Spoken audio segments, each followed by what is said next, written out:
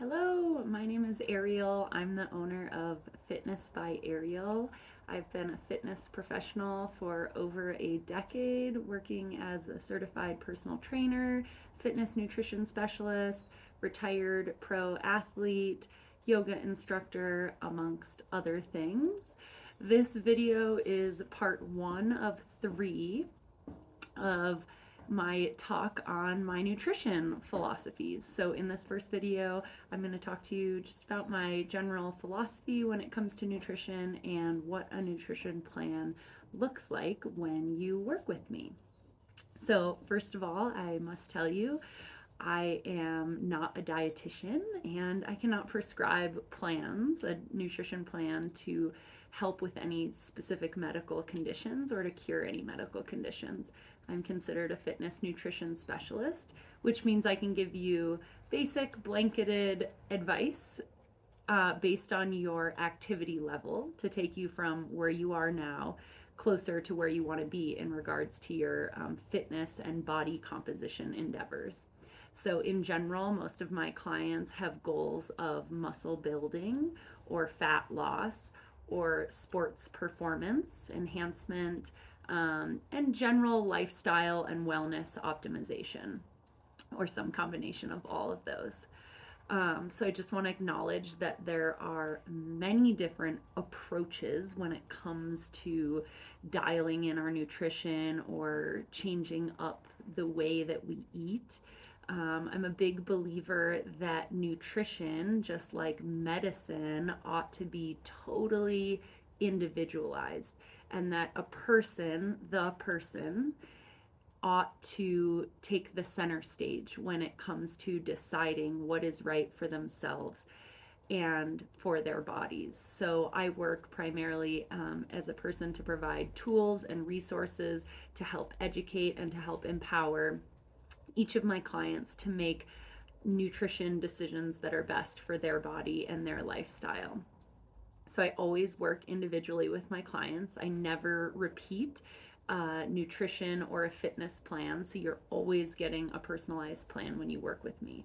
Of Unless of course you purchase one of my ebooks or a pre-written plan that you would know that that is the case. But in general, when you work one-on-one with me, it's always personalized for that reason. So one thing that I believe about food is that food is not just fuel. In the past, I know that I thought differently about food. I used to think food is just fuel. It's fuel to our body, and our body's like a machine that just takes, if we put in the right kind of fuel, then we're good to go.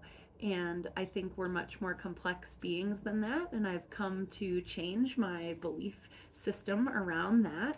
And that now I believe food is more than fuel. It's also a representation of our culture. It represents our ability to connect with other people. It's a comfort, it's a celebration, it's how we process grief sometimes or other emotions. Food helps and represents a lot more than just fuel in our life. Also, food does not hold moral weight. Food doesn't make us good or bad people. How we choose to eat doesn't isn't a reflection of our moral compass. And those are just some of my own beliefs about food. So what does a nutrition plan look like with me? The first thing that I do is take a detailed intake of how you're eating now. So if you're working with me on nutrition, it's probably because you recognize that the way that you're eating now, for whatever reason, you're not entirely happy with, or you feel like something's missing in regards to your nutrition, or perhaps you have some body composition goals and you're not sure which way to go about that. So likely you've tried something in the past, or maybe tried many things in the past. Perhaps you're a serial yo-yo dieter, or maybe you think you have it right, but something isn't adding up with the results you're hoping to see. So I take a detailed look at your diet history, your eating history, what you've tried in the past, and then I look at how you're eating now. And I look at what foods you like to eat, what foods you prefer to eat, and what you don't like to eat. And part of my plans always is I believe that eating foods that you absolutely love and are super important to you, whether you just love them or it's part of your family or your culture, I think it's important to keep those foods as a central part of your diet. So I take into account um, those aspects of your history as well as the present moment, how you eat. And then I take into consideration your individual goals moving forward and what you hope to achieve by shifting the way that you eat. And so we set some goals together that feel realistic and measurable as far as changing up your nutrition. So I'm a huge fan of starting where you are now and taking one step at a time in the direction that you want to go and making that realistic for yourself and your lifestyle. And that's going to be different for everyone, right? If you have kids and you're super busy, and how much you're able or willing to change, that might be different from person to person. So we want to start from where you are now and take one step in the right direction, whatever that means for you.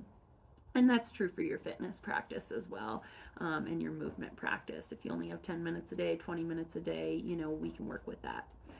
So if the first step is just remembering to bring your water bottle with you wherever you go, sometimes that's the next best thing that needs to happen. For some people, it's learning how to read food labels and ingredient lists and why that's important to know what's in your food. Um, Fun fact is that I'm often more concerned about the ingredient list than the calorie or rest of the food label list. But we'll get more into that in the next video.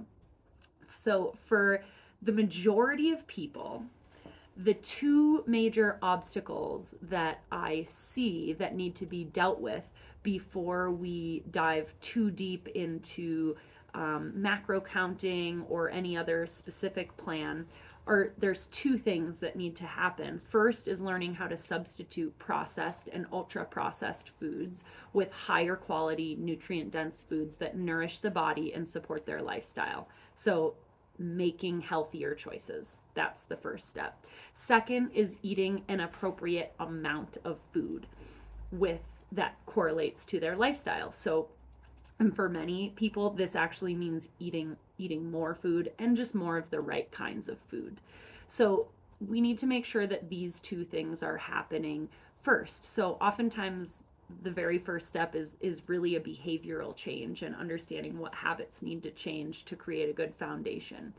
And that's absolutely the first thing I do with all of my clients. So substituting processed and ultra processed foods, and then eating the appropriate amount. And once we have these two things dialed in, then if that's not enough or we're ready for more detailed plan, perhaps the results have stalled or there's more that the person wants to achieve as far as their body composition or whatever other goals they have, then we start to bring in other tools.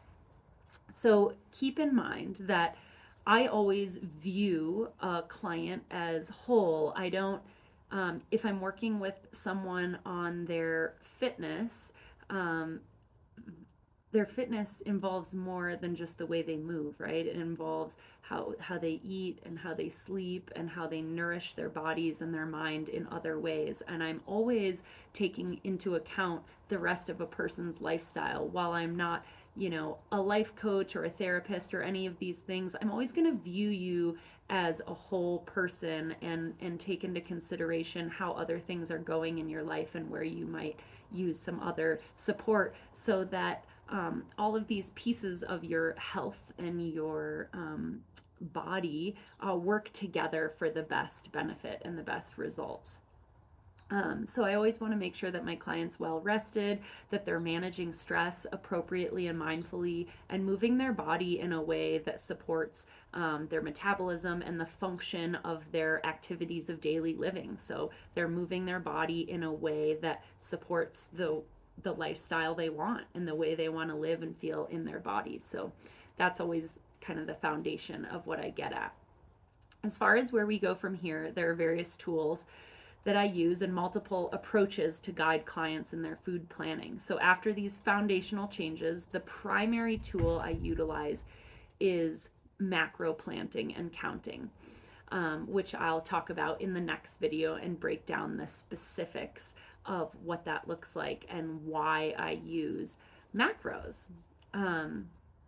So after these basic nutrition needs have been met, then we figure out if macro planning, one, if it's even good for this person. Oftentimes it's not the best for people, and I'll talk about that in the next video, who it's good for and who it's not, and when it can be helpful, and then when it needs to be kind of loosened up so we can get more into intuitive eating. I always think that at the end of the day, being an intuitive eater, meaning knowing what's best for oneself based on their own intuition. So interoception means the ability to know what's best for oneself because you're the only one living in your body. And so how do we get to that point? Some of us were raised in families and in a culture where that was just naturally taught as part of our lifestyles, how to eat in ways that support our health and well-being. And other people were not raised that way, and it takes some education and learning to get there, and that's okay. And that's why we hire professionals who are a professional in what they do to help educate us and make us better and more whole and feel like we're living optimally.